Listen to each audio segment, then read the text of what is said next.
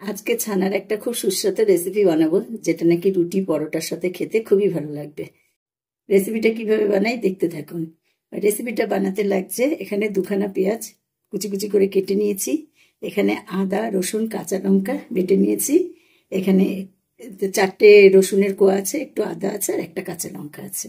এখানে নিয়ে নিয়েছি একটু লবণ, এখানে একটু হলুদ, এখানে কাশ্মীরি লঙ্কার গুঁড়ো, এখানে আছে চিনি, এখানে গরম মশলার গুঁড়ো, এখানে কালো জিরা ফোড়নের জন্য, এখানে আছে কিশমিশ আর এখানে আছে ছানা। এবার রান্নাটা শুরু করব। ওভেনে কড়াই বসিয়ে দিয়েছি, কড়াই গরম হয়ে গেছে, এবার দিয়ে দেবো সাদা তেল।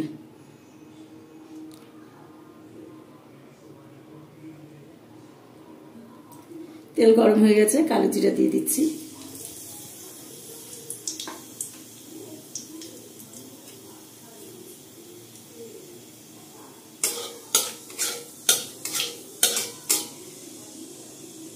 কালো জিরাটা ভাজা হয়ে সুন্দর গন্ধ বেরোলে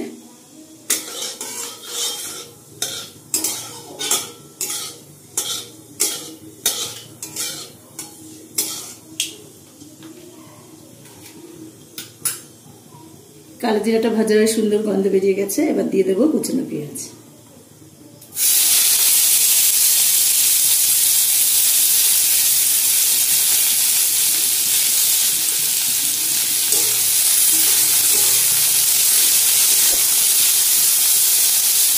পেঁয়াজটাকে একটু হালকা লাল করে ভেজে নেব।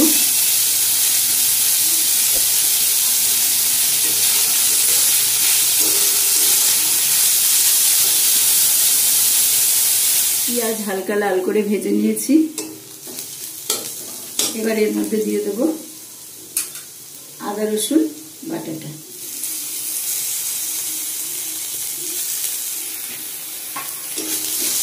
এটাকে একটু ভালো করে ভেজে নেব।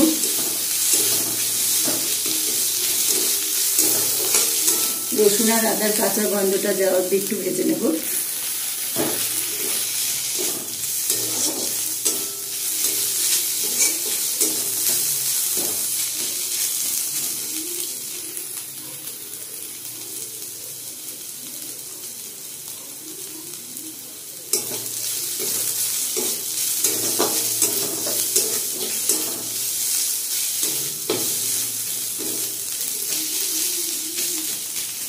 একটু ভালো করে কষিয়ে নিয়েছি,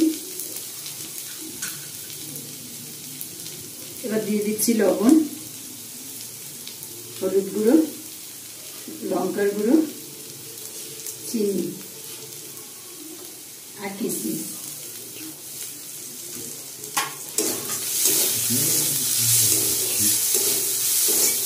এবার এই সব মশলাগুলোকে ভালো করে কষিয়ে নেব।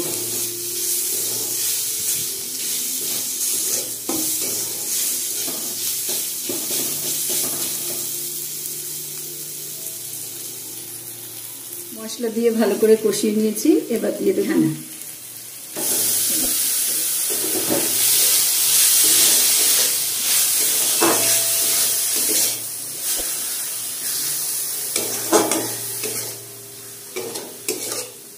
ছানাটাকে কিছুক্ষণ মশলার সাথে ভালো করে কষিয়ে নেব।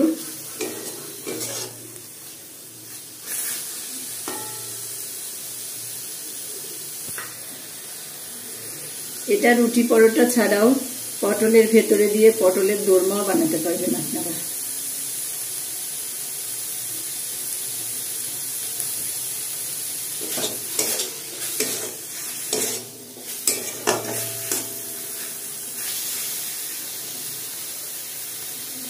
ভালো করে মশলার সাথে ছানাটাকে কষিয়ে নিয়েছি, এবার এর মধ্যে একটুখানি দিয়ে দেবো গরম মশলা।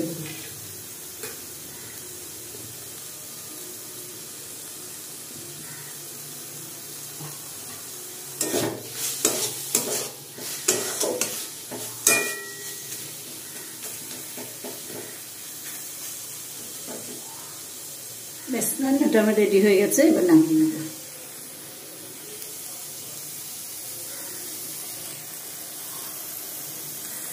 ছানার রেসিপি একদম রেডি।